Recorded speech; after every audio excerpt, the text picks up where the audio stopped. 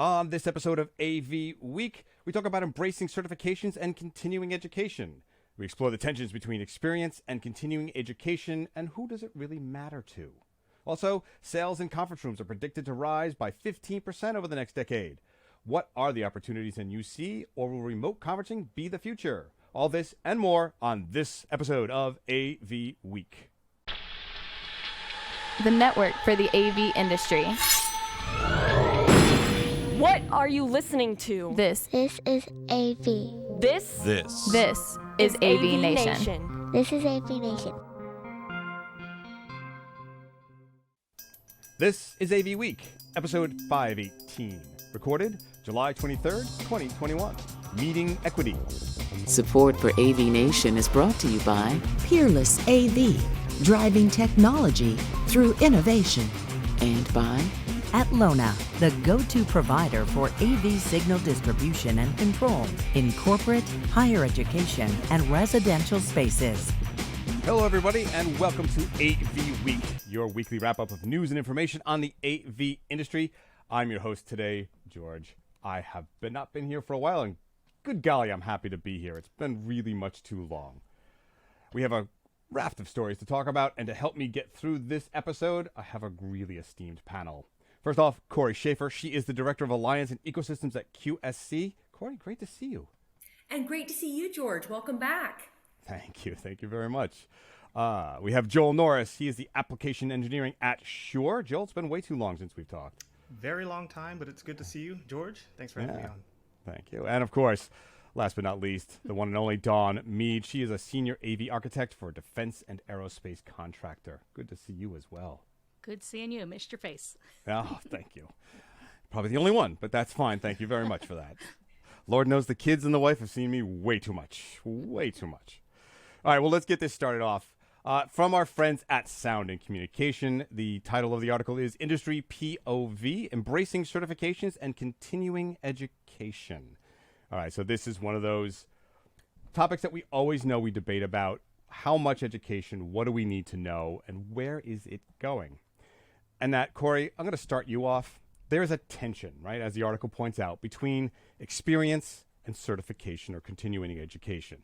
We all know you need both, but there seems to be a dynamic that says, give me the experience and I don't want to spend the time letting you study.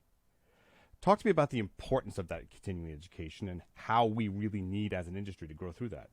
So I'm going to talk about two paths here. So I think that, now we're coming out of COVID and we're talking about there's a shortage of hiring people, et cetera. So I sent this over recently to AVNation because I'd seen this article published by PBS NewsHour. And it was about how companies are really figuring out, how do I provide the ability to do some on-the-job training or pay employees to get trained so that I can have that as a benefit for joining, the company.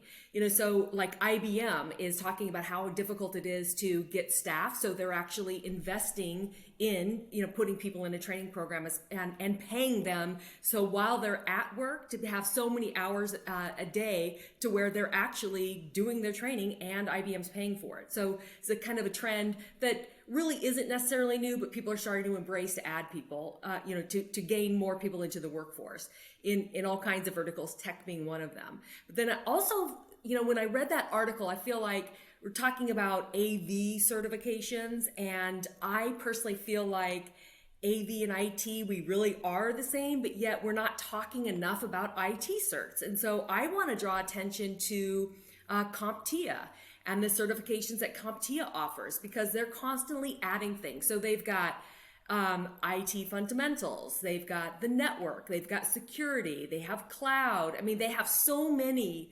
certifications that the end user is talking about, because end users are wanting to, monitor and manage things via cloud. So if we as IT pros can come in and speak fluently in their language, I just think that's really important.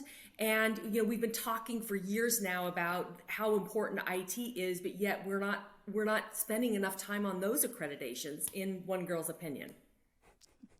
Well, I can vouch for that as well because, in the live events industry that I've been involved in, it's become a growing part of it.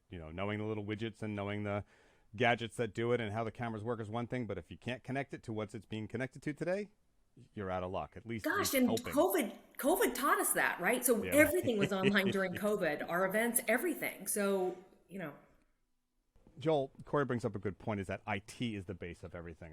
Shure makes audio equipment, but they make processing equipment. IT is a growing part of how that connectivity happens, whether it's for podcasters using interface devices or the actual mixing desks these days that will do live streams. Are you finding that there is a need for not just the basics, but more of that outside technical?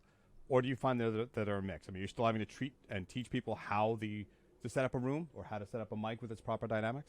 Indeed. Well, as Corey mentioned, AV and IT, we sort of are combined. We're sort of one large entity now. And the AV engineer is also needing to know sort of the IT background and how to set up a network, how to set up the mixer, or how to bring a Dante network online. And having some background in how to create and manage networks, VLANs, and routers and switches should be sort of a basis now when we're dealing in the IT world or in the AV world. And as we've seen with the pandemic, we've sort of been forced, sort of fast-tracked into bringing, the globe, as well as not just the U.S., but the globe up to speed on remote podcasts and microphones, but also bridging, from one customer or one client in one side of the world to the other. And that's all based on IT. So having the certification or having that path that the AV engineer can go down, not necessarily through a 4-year path, but having, a cert that they can get either online, remotely, or a company, either if it's provided by their company or, one that they can find online. I know Google has their own certifications, CompTIA, Cisco certification, which is the one I have done recently, sort of gives me that very good foundation to know everything there is to know for the IT world. I myself am an IT, like a network engineer, so I didn't know as much about the AV side of things.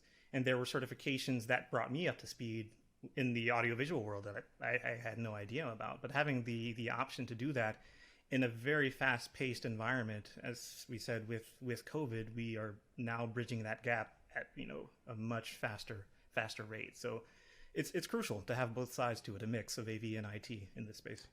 I have a follow-up question for you on that. Now, pre-COVID, did you find that the dealers and installers that you were dealing with were actively wanting their employees to learn and get more certifications? Or do you think this pause, as it were, in physical work gave them the opportunity to say you should learn more? And do you think that will continue on past it? Do you think it's a passing phase for them or a fad because now they want to get the work done?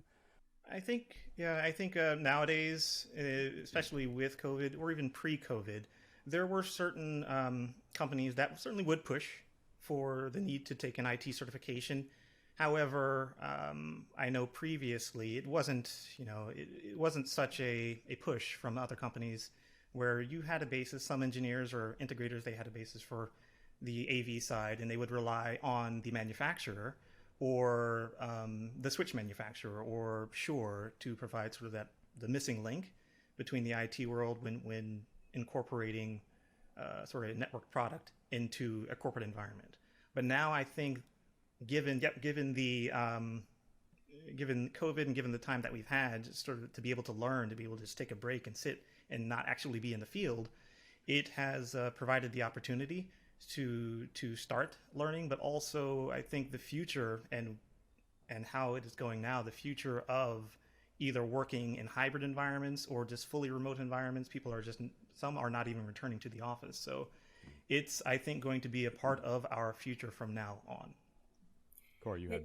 Joel and George, I wanted to just riff on a bit of what Joel's saying too. I think that, part of the cool thing about COVID early on was when we couldn't go out into the field and kind of everything stopped and we were all like, I know for us manufacturers, we just saw this huge uptick in people, taking time to get on the webinars and to learn, et cetera. And obviously our team couldn't be in the field either, so it was kind of a nice breather to do some things that we never had time to, quote, do. Indeed. I agree. Fully agree. So, Dawn, in that vein, right, you and I have both been educators in it, right? We've done stuff. When I first proposed certain classes a couple of years ago for the live events industry, I had a huge IT component, and it was rejected by both Avixa and Cedia at times because I was doing a Cedia component for another firm as too common. But we still see every day that everybody still says we need to inform people or get people up to speed on IT. Beyond that's a router, that's a switch, I don't know what it does, right? My question to you, though, in that is, whose responsibility is it? Is it Avixa? Is it the trade organization? Is it the manufacturers? And does it really matter to them? See, my question is, like, outside of us, are we navel-gazing, and why? So I don't think that it's navel-gazing. I can tell you that much. For those of you that don't know my history, I spent most of 20 years in the industry as an integrator at a small mom and pop, or a series of small mom and pop integrators, who sometimes were very encouraging of education and certification, and sometimes they weren't, depending on who I was working for and what day it was. So getting those background education, that certification, was sometimes a challenge. And, I don't have to pull Corey up on their soapbox with me, but I'm sure she'd agree. For a woman in the industry specifically, we need to have that certification, that basis of proof of basis of knowledge behind our names sometimes, to get the foot in the door that maybe some of our male colleagues don't have to get. Now, that said, about 3 years ago, I made a switch. I now work for an end user. I now work for a very large Fortune 50, 100 something worldwide integrator or end user. And let me tell you, our team, we have to manage projects literally every corner of the U.S. and around the globe. I know all of the integrators in my area. I know who's BSing, like, yeah, sure, he's been in the industry 20 years, but he really doesn't know what he's doing, versus the guys that just really could do everything from scratch and nail it. And having that knowledge helps me locally. But if I'm doing a project in California or Florida or, Canada or England or, South America, I don't know that about the local guys. So having certifications, having this background of education that they can point to, gives me some kind of shorthand that they at least know the basics. Doesn't mean they're the best in the area, but at least it gives me a shorthand opening to, is this company going to do good work for us, so that we don't get out tens of thousands of dollars on a project because they didn't know what they were talking about.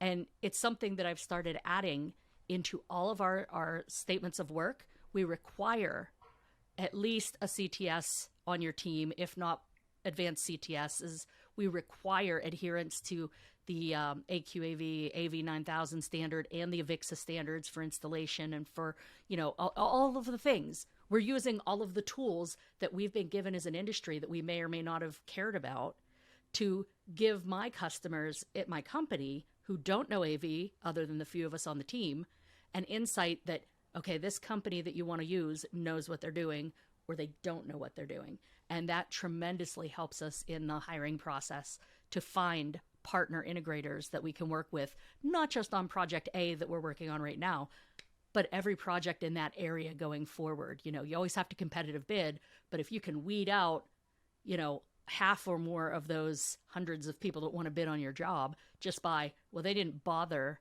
getting a certification. They didn't bother, learning these standards or learning these skills.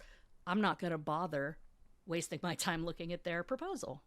Dawn, I have a question for you, because first of all, I love that you're actually putting that on, the RFP, because that will kind of force the integrator partners to get the certifications. But one thing that we've personally experienced, because we'll require an integrator partner before they have access to something like QSIS, that they have to become certified, right? And so, but what we've seen is it doesn't necessarily mean the person on site doing the install and the programming is that person. So do you guys go to that depth? And Joel, I see you kind of going, yeah. Actually, I can't speak for every large multinational out there, but my own large multinational, we do go to that. We say, if a room has a control system, the programmer of this project must be certified by the manufacturer to do this work. Or, I don't want to drop names because we're not allowed to drop names, but suffice to say, we name names in our RFQs and in our SOWs that you must be certified with these companies or the company that is used in the project to work on the project. So yeah, we do specify that. Like I said, I don't know how many other people out there are, but if you want to work for us, you better go to class. You better get Yeah, on it. because I have seen it on RFPs. But I know from the end user's perspective, though, sometimes that person isn't the one that actually walks in the door.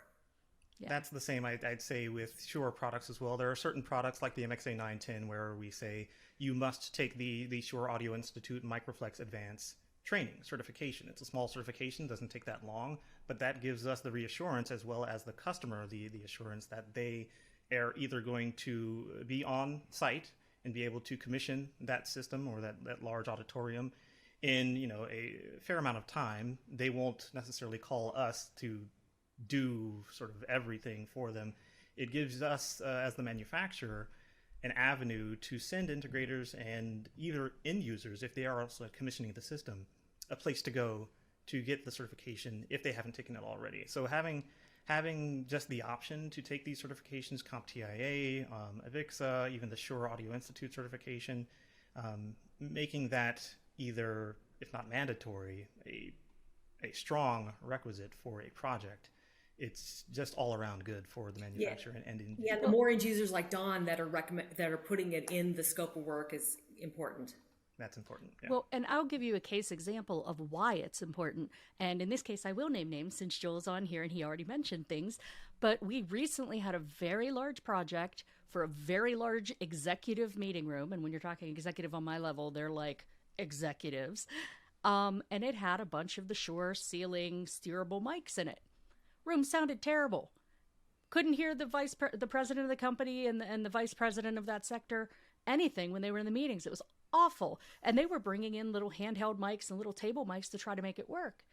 We found out after the fact that the integrator on that particular job either hadn't taken those classes or hadn't brought the guy that took those classes to the job. And every one of those, the steerable mics, you have to like direct them and tell them which nodes to have on and which, not. Oh, they were all on full, and boy, did it sound a mess. So we had to come in, and I think we actually brought someone from Shure in to sort of narrow it down and sort of steer it correctly and get the room up to spec, because and that costs time, that costs man hours, that costs money, not just from our man hours of our own team to diagnose it and such, but it costs for Sure to send someone out. It costs the integrator a lot of future business, I'll tell you that. There's a true cost to this, and if you don't go ahead and get certified or put this in your tool belt or your arsenal of things to bring to a job, you're going to lose out. I want to just lay a couple of comments on riffing on what Don said too.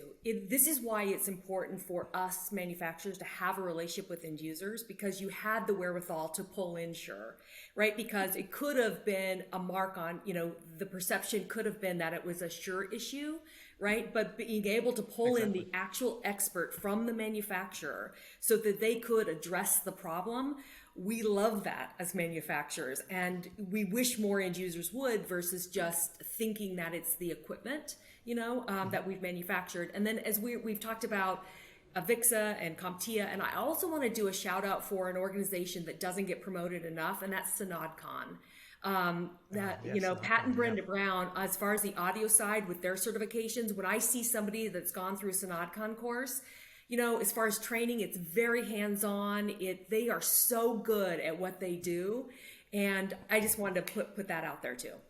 I fully endorse SynodCon. I've taken a few of their trainings, and Pat, he does an excellent job. Just training, laying out very complex skills to you in a way that doesn't take as long as if I were to learn that on my own. Just going to a Pat Brown seminar, sent me like light years ahead of what I've learned. Thanks for watching the first story of AV Week. You can find this story and more at our site at avnation.tv. That's avnation.tv.